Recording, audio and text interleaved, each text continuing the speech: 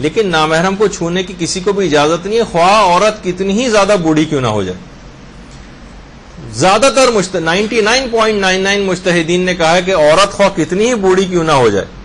اور مرد خواہ کتنا ہی بوڑھا کیوں نہ ہو جائے، ایک دوسرے کو چھونے کی پردہ ساقط ضرور ہو رہا ہے لیکن چھونے کی اجازت نہیں ملے گی، سوائے آیت اللہ بہجت کی، ان کا انتقال ہو چکا، کوئی ان کی تقلید میں بھی نہیں ہے. وہ کہتے تھے عورت اگر بہت زیادہ بوڑھی، یہ مثال کے طور پر 80-85 سال کی عمر ہو گئی ہے، اس کی برائی میں کسی کے ہاتھ لگا کے پڑھنے کا کوئی دور دور تک شائبہ بھی نہیں، تب بھی جیسے وہ کہا جاتا ہے نا کہ پہلے تو ان کے رخسار پر مثلا سمرقند و بخارا قربان کرنے کو تیار تھے، اب آلو بخارا دینے کو بھی تیار نہیں. تو بعض اوقات اس طرح کی صورتحال ہے اگر، تو پھر سارے مجتہدین نے کہا کہ نہیں، ہاتھ لگانے کی تو کسی بھی صورت اجازت نہیں ملے گی، خواہ کتنا ہی نامحرم بوڑھا کیوں نہ ہو جائے. صرف ایک آغا بہجت بہت زیادہ بوڑھی عورتوں کو ہاتھ لگانے بغیر کسی برے خیال کے ہاتھ لگانے کی اجازت دیتے تھے، لیکن بہرحال اب تو ان کا بھی انتقال ہو گیا، کوئی ان کی تقلید میں بھی نہیں ہے. تو اسی طرح سے بہت سے بزرگ حضرات بھی چہرے کے اوپر اپنے نامحرم کے سروں کے اوپر ہاتھ پھیرتے ہیں. لیکن اگر کسی عورت نے مثلا اسکارف وغیرہ پہنا ہوا ہے، سر پہ دوپٹہ لیا ہوا ہے، بزرگ نے اس کے اوپر ہاتھ پھیر دیا، یا مثلا کمر پہ ہاتھ پھیرا، اس میں ظاہر ہے کہ قمیض پہنی ہوئی تھی، درمیان میں کپڑا موجود تھا، تو کوئی حرج نہیں. بزرگ حضرات عام طور پہ اس طرح سے خاندان میں جو ہوتے ہیں. لیکن براہ راست یہ جیسے مردوں کا ایک مسئلہ اس میں ہوتا ہے کہ مرد نے تو کوئی سر پہ کوئی چیز نہیں پہنی ہوتی، اب بہت سی بوڑھی عورتیں آگے بڑھ کر اب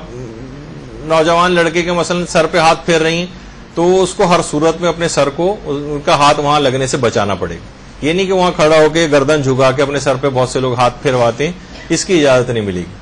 یعنی اپنے آپ کو بچائیے کہ دوسرا آپ کے سر پہ اس طرح سے جو نامحرم ہاتھ لگا رہی، چاہے وہ کتنی بزرگ خاتون کیوں نہ ہو.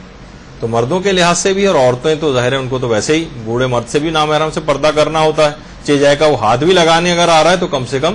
سر پہ کوئی چیز ایسی ہو کہ یہ اندیشہ کہ ابھی بہت سے بزرگ ایسے ہیں کہ چھوڑیں گے نہیں اور ہاتھ لگا کے سر پہ دم لیں گے، تو کچھ نہ کچھ آپ مثلا سر پہ کوئی نہ کوئی چیز پہننی پڑے گی. اچھا، اب دیکھیے نامحرم سے جو مصافحہ کرنے کا بھی جو معاملہ ہے، وہ آغا سیستانی سے بھی یہ مسئلہ پوچھا گیا کہ بہت سے لوگ، اچھا ڈاکٹروں کے ساتھ بڑا مسئلہ پیش آتا ہے وہاں. تو جس طریقے سے کوئی بھی مریض آئے تو باقاعدہ میڈیکل ایتھکس میں ہے کہ جناب اس سے مصافحہ کیا جائے، اس سے کانفیڈنس گین کیا جائے پہلے.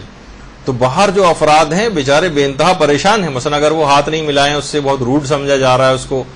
اور بڑی پریشانیاں ان ڈاکٹروں کو ہو جاتی ہیں، خاص طور پر اگر دیندار ڈاکٹر ہیں. جو بے دین ہیں ان کے لیے تو کوئی مسئلہ ہی نہیں ہے کبھی بھی کچھ بھی، لیکن اگر وہ اس طرح سے بچ رہے ہیں تو بعض اوقات وہ شکایت بھی کر سکتے ہیں جا کے انتظامیہ کو. اور بعض اوقات جو بیچارے دیندار ڈاکٹر یہاں پر بھی ہوتے ہیں، تو اگر کوئی کسی نے گلوز پہن کے کوئی مریض کو دیکھ رہا ہے تو اس کے تھوڑی دیر بعد وہ مریض تو چلی جاتی ہے، پھر دوبارہ اپنے خاندان والوں کے ساتھ آتی ہے کہ ڈاکٹر صاحب بتائیے کوئی خطرناک بیماری تو نہیں کہ آپ نے اس کو گلوز پہن کے مثلا جو ہے چیک کیا ہے. اب ان کو کون بتائے کہ یہ محرم نامحرم کی وجہ سے یہ مسئلہ تھا. تو بہرحال تو آقا سیستانی سے بھی یہ پوچھا گیا کہ بھئی ہم اس ماحول اور معاشرے کے اندر موجود ہیں، ہم اگر ہم یہاں پر نامحرم سے مصافحہ نہیں کرتے تو یہ سوء ادب سمجھا جاتا ہے، یہ بہت لوگ مائنڈ کرتے ہیں اس کو. تو کیا اس صورت میں ہمیں نامحرم سے ہاتھ ملانے کی اجازت ہے؟ ورنہ ہم اس معاشرے کے اندر بڑے ایک آئسولیٹڈ ہو جائیں گے اور بڑی مشکل صورتحال سے دوچار ہو جائیں گے. تو آقا سیستانی نے اجازت نہیں دی، بلکہ کہا کہ آپ ان لوگوں کو اچھی طرح سے سمجھائیں کہ یہ سوء ادب نہیں ہے بلکہ اسلامی احکامات کا ایک حصہ ہے. اور آپ دیکھیں گے کہ بعض اوقات جب ان کو یہ بات پتہ چل جائے کوئی شخص اپنے مذہب پر عامل ہے تو اس کو اپریشیٹ کرتے ہیں وہ لوگ. وہ مثلا خود ایک ڈاکٹر صاحب نے مجھے بتایا کہ جو کہ مغربی ملک کے اندر رہتے ہیں، کہ وہ جب دوران اپنی ڈیوٹی نماز پڑھنے کے لیے اٹھ کے جاتے تھے تو پورا اسٹاف دیکھ کے حیران ہوتا تھا، اتنا اپریشیٹ کرتا تھا کہ آپ اپنے مذہب پر اتنے زیادہ عامل ہیں کہ مثلا آپ اٹھ کر اور آپ سیٹسفائیڈ ہیں اپنے مذہب سے. یعنی ان کے اندر خود ایک ڈس سیٹسفیکشن ہے اپنے مذہب سے. وہ ٹھیک ہے وہ کرسچینٹی وغیرہ کے اندر ہے، لیکن ظاہر ایسی کوئی تعلیمات نہیں ہے، کوئی عمل، کوئی ایسے نمونے عمل ان کے سامنے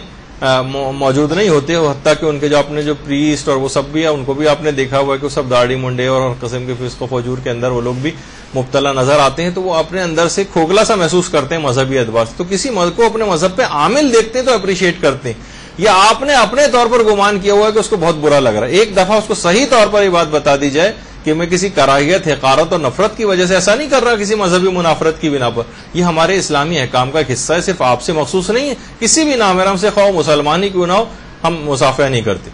تو پھر وہ آپ کو اپریشیٹ کریں گے, لیکن اس کی وجہ سے ایک حرام خدا کو حلال نہیں کیا جائے گا.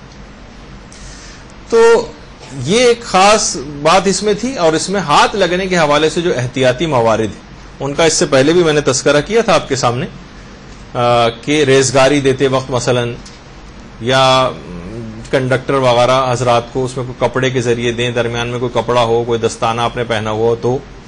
ٹھیک ہے ایسا. مہمانوں کو چائے دیتے وقت آپ کو ہاتھ سے ہاتھ ٹچ نہ ہو جائے, کہیں